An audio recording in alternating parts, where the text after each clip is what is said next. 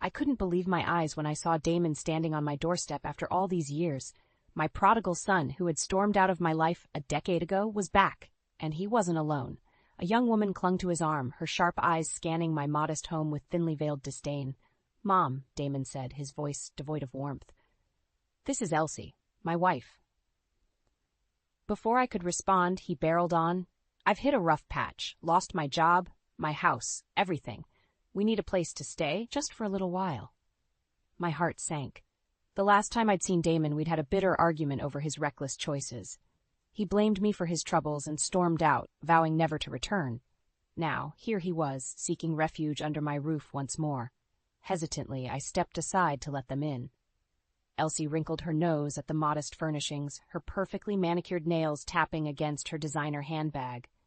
"It's not much, but it's home," I offered, my voice strained. Damon shrugged, already making himself comfortable on my worn sofa.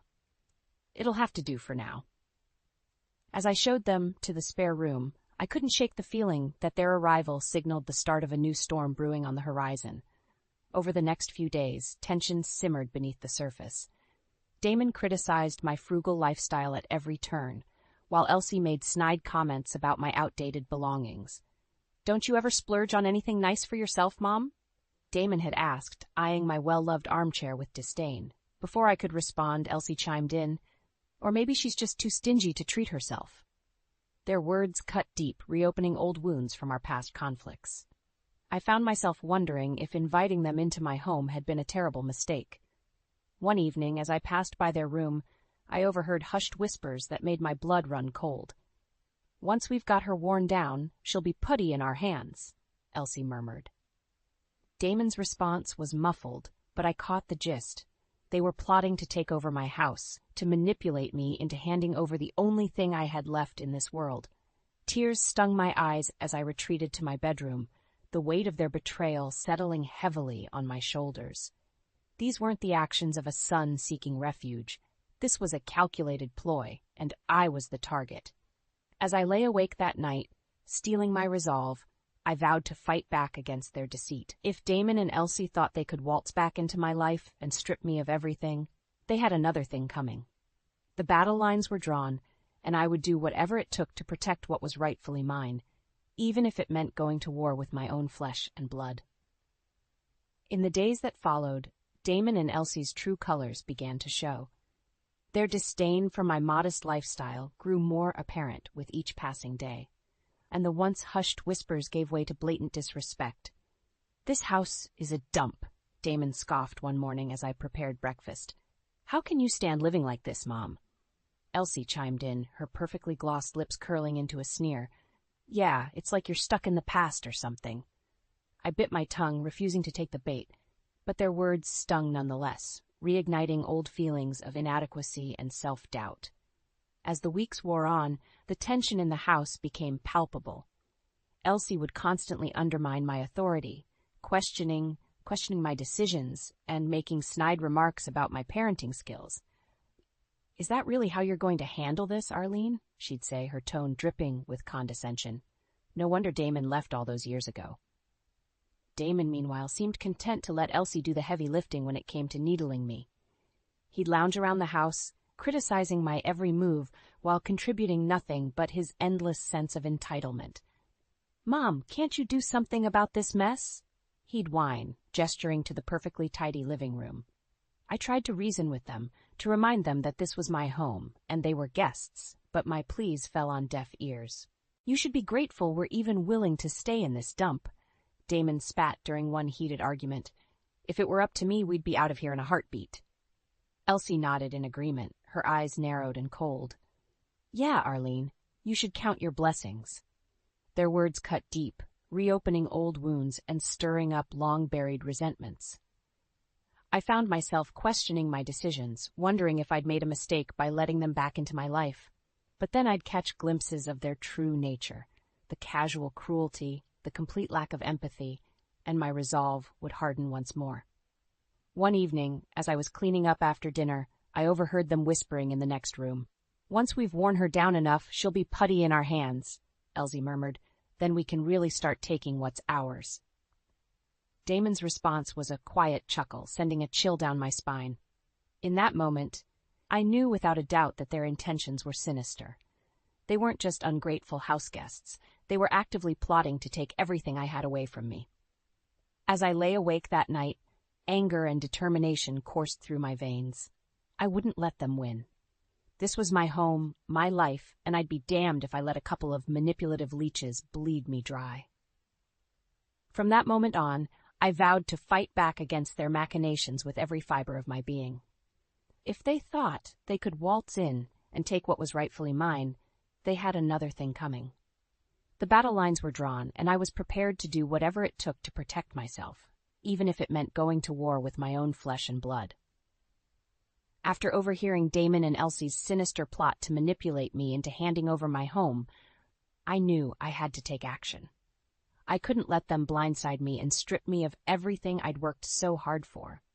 The next day, as they lounged around the living room, I feigned a trip to the store.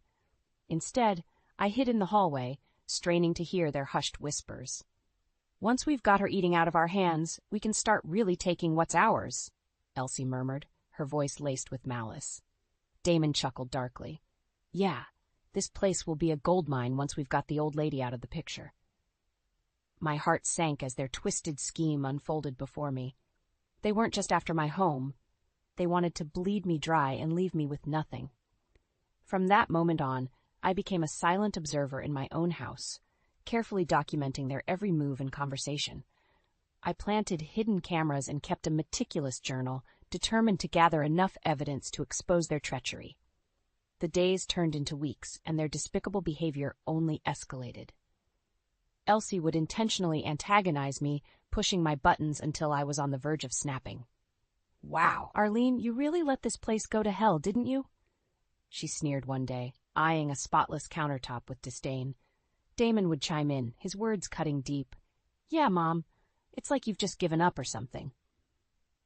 I bit my tongue, reminding myself that every jab, every insult, was just another piece of evidence in my growing arsenal. Then, one fateful afternoon, the final piece of the puzzle fell into place. I was in the kitchen when I heard a commotion coming from my bedroom. Creeping down the hallway, I peered through the crack in the door to see Damon rifling through my nightstand, stuffing wads of cash into his pockets. "What are you doing?" I demanded, bursting into the room. Damon whirled around, his eyes wide with panic. For a moment, he froze, caught red-handed. Then his expression hardened. "It's not what it looks like, Mom." But it was too late. I'd seen everything. In that moment, the floodgates burst open. All the pent-up anger and resentment came pouring out, fueled by the knowledge that my own son had betrayed me in the most despicable way imaginable. "Don't you dare try to lie to me, Damon," I shouted, jabbing a finger in his direction. "I know all about your little scheme with Elsie. You really think I'm that naive?" Damon's mouth opened and closed, but no words came out. He knew he'd been caught. "Get out," I spat, my voice trembling with rage. "Both of you, get out of my house and don't even think about coming back." As they scrambled to gather their belongings, I felt a sense of vindication wash over me. They had underestimated me, thinking I was just a feeble old woman they could take advantage of. But I was done being a victim. From now on, the gloves were off, and if they dared to cross me again, they would face the full force of my wrath. After kicking Damon and Elsie out, I thought the worst was behind me. Boy, was I wrong. Those two vipers weren't done sinking their fangs into me just yet. A few days later, I went to withdraw some cash from my savings account, only to find the balance alarmingly low. At first, I chalked it up to a banking error or a momentary lapse in my memory. But as I dug deeper, a sickening realization started to dawn on me. Damon had cleaned me out. That weasel must have gotten his grubby hands on my account information and drained my life savings while he was still living under my roof. The pieces all started falling into place, his constant snooping around my room, the furtive whispers with Elsie late at night. White-hot anger coursed through my veins. I should have known better than to trust that snake, even for a second. He had played me for a fool, preying on my misguided maternal instincts to pull off the ultimate betrayal. I didn't waste any time. The moment the bank opened the next morning, I stormed in and demanded to speak with the manager. After laying out the evidence, they promised to investigate and get to the bottom of the theft. Emboldened, I decided to confront Damon directly. If he thought he could just waltz back into my life, bleed me dry, and disappear without consequences, he had another thing coming. I showed up unannounced at the seedy motel where he and Elsie were holed up, pounding on their door with my fists. "Open up, Damon!" I shouted, not caring who heard. "I know what you did, you lying snake!" The door flew open, revealing Elsie in a ratty bathrobe, her makeup smeared and her eyes glassy. "What's your problem, old lady?" she slurred, clearly hungover or worse. I shouldered past her, zeroing in on Damon lounging on the bed, a cigarette dangling from his lips. "My problem?" I spat, getting right in his face. "My problem is that you stole from me, you ungrateful little worm." For a moment, Damon had the audacity to play dumb. "I don't know what you're talking about, Mom." But then, in a slip of the tongue that would prove to be his undoing, he let a crucial detail slip. "Look, I didn't take that much from your savings, okay? Just enough to get us back on our feet." My jaw dropped. I hadn't mentioned my savings account, only that money had gone missing. He had just confessed to the whole sordid crime without even realizing it.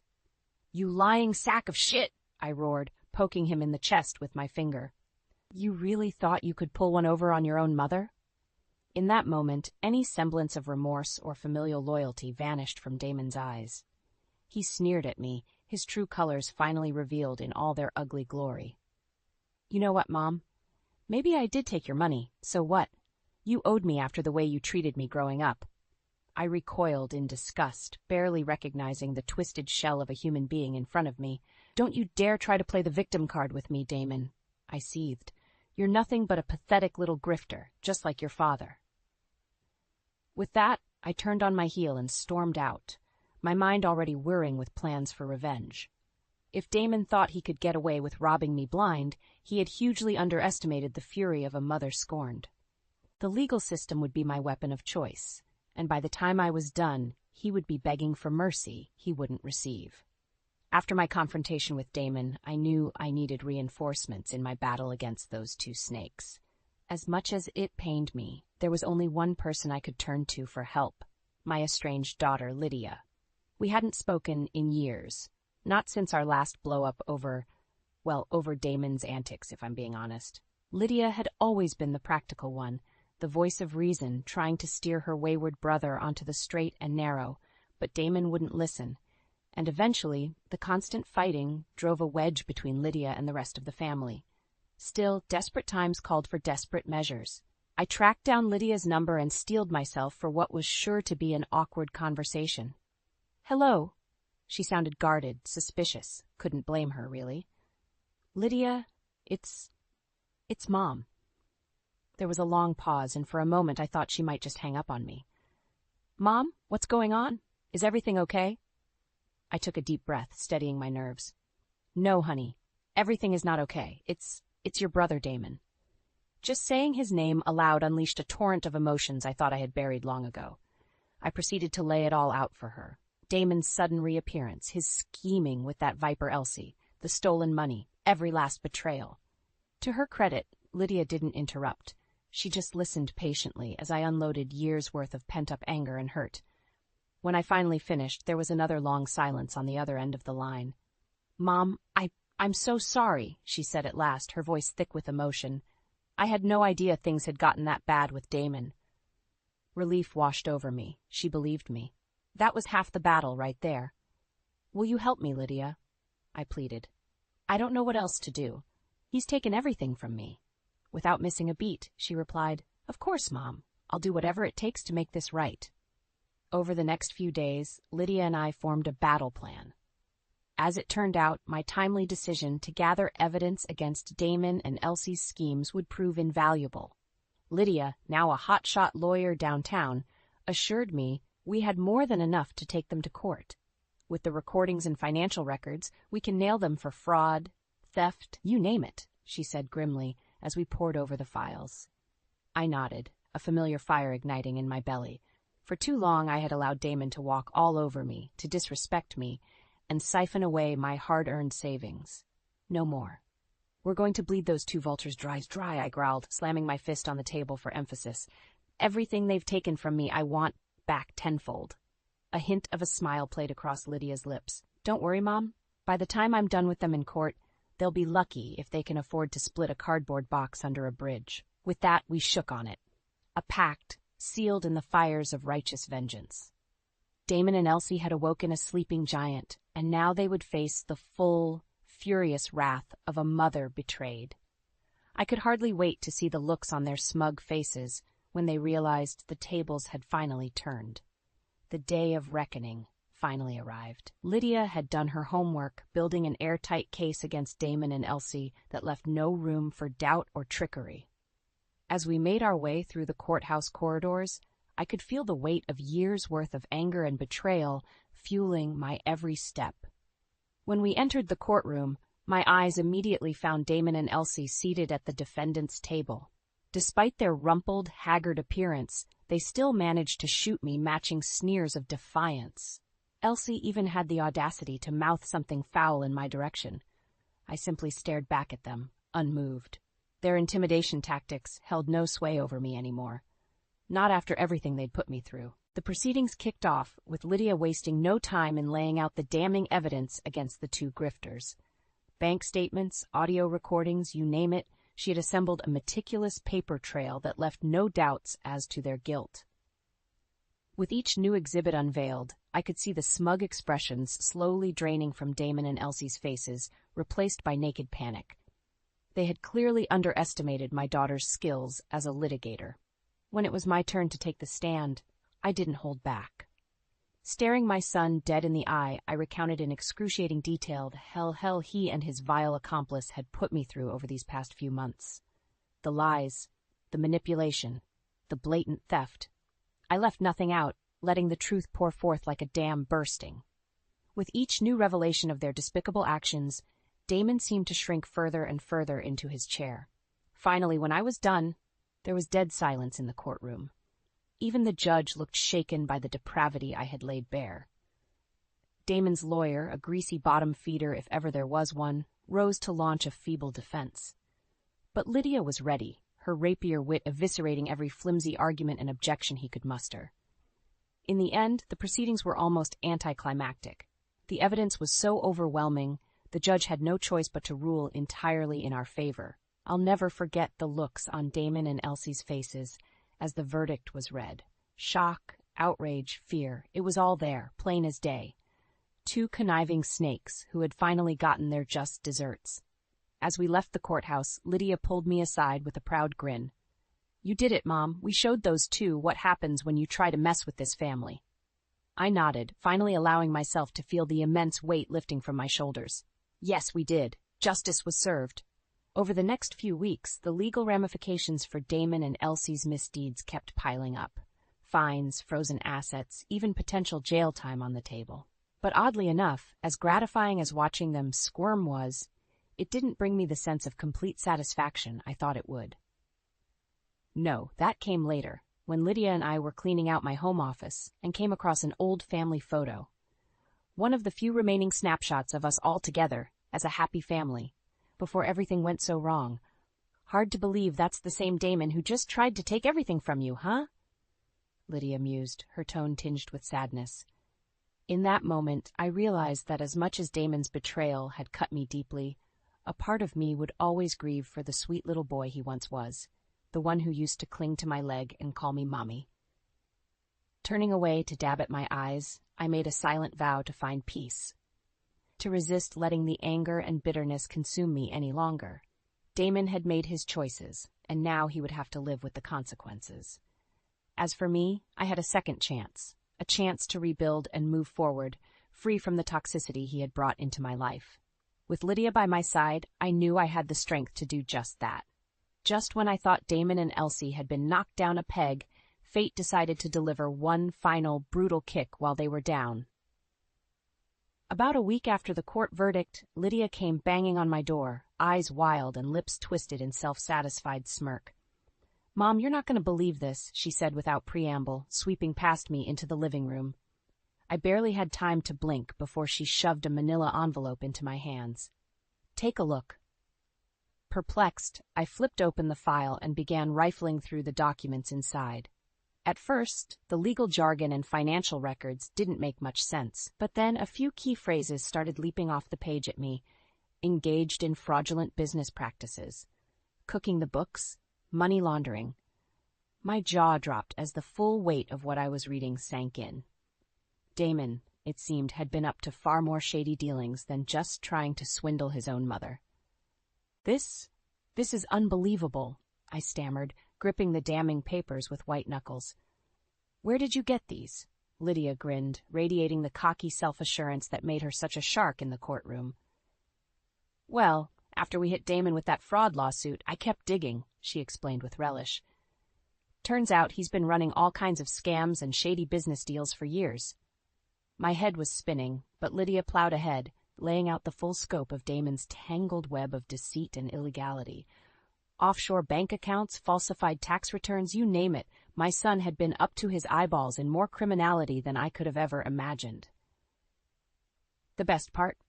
Lydia's grin widened, her eyes glinting with triumph. These records are ironclad. No way Damon can wriggle out of it this time.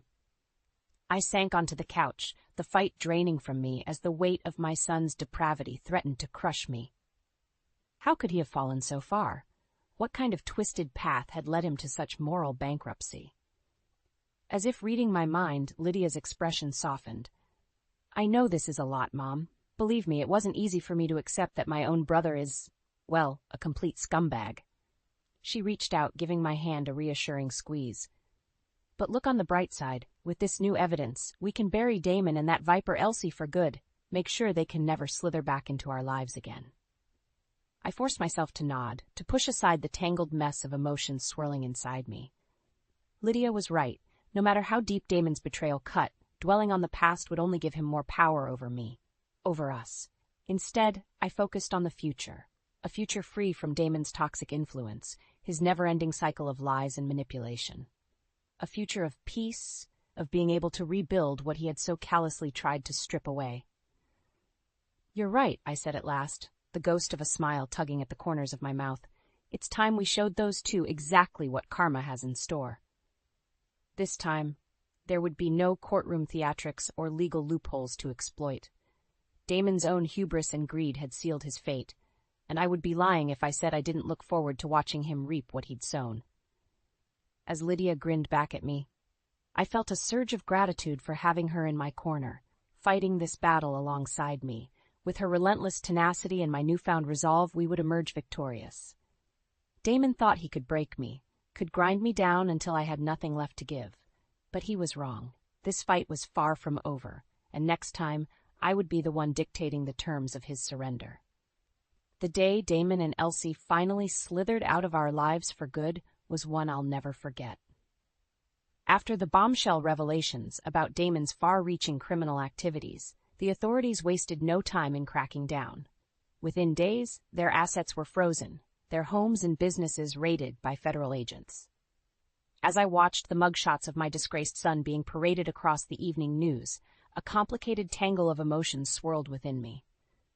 A part of me felt vindicated, relieved that this poisonous chapter was finally closing. But there was also an undeniable sadness, a grief for the sweet little boy Damon had once been, before greed and moral decay set in. Lydia, ever the pragmatist, had no such mixed feelings. Good riddance to bad rubbish, she declared as we witnessed the dramatic arrest footage. He brought this on himself. I could only nod mutely, too emotionally drained in that moment to articulate the depth of my feelings. In the days and weeks that followed, the legal fallout from Damon's misdeeds continued to mount. Prosecutors were determined to make an example of him, throwing every charge they could at the proverbial wall to see what would stick. Through it all, Lydia was my rock, shepherding me through the dizzying legal quagmire with her typical bulldog tenacity. Seeing her in her element, carving through the legalese and courtroom theatrics like a hot knife through butter, filled me with an immense sense of pride. This was the Lydia I remembered from her childhood, whip-smart, fiercely principled, and possessed of an unshakable moral compass. Watching her now, I felt a pang of regret for all the years of estrangement that had separated us, a chasm of resentment largely driven by my inability to control her wayward brother. As the dust gradually settled and Damon's imprint on our lives faded, I found myself reevaluating my priorities. So much of my existence had revolved around that black hole of a human being, jumping through hoops in a futile attempt to rein in his toxic, self-destructive impulses. No more. From now on, I vowed to fill that void with the people and pursuits that actually mattered, reconnecting with dear friends, picking up hobbies that had fallen by the wayside, simply appreciating the blessings in my life that had too often been overshadowed. Most importantly, I committed myself to repairing the bond with my daughter, to making up for all those lost years. In the aftermath of Damon's betrayal, Lydia had been my guardian angel, fighting tooth and nail to protect what was rightfully mine. I would be forever grateful. We started small at first, weekly lunch dates, the occasional movie night. But gradually something shifted between us, the froideur melting away to reveal the closeness of our old mother-daughter bond. Just having her in my life again, her warmth and vitality and laughter, was like a salve on the deep, aching wound Damon had left behind. Finally, I was able to breathe again, to feel light and hopeful in a way I hadn't in years. One evening, over glasses of wine, Lydia reached across the table to grasp my hand. Her eyes were uncharacteristically misty as she spoke. "I'm so sorry you had to go through all that hell with Damon, Mom. You didn't deserve any of it." I gave her fingers a squeeze, a lump forming in my own throat. "It's okay, honey. We got through it, together." And in that moment, staring into my daughter's eyes, I knew those words rang truer than she could ever realize. Against all odds, Damon's venomous campaign to tear our family apart had achieved the exact opposite.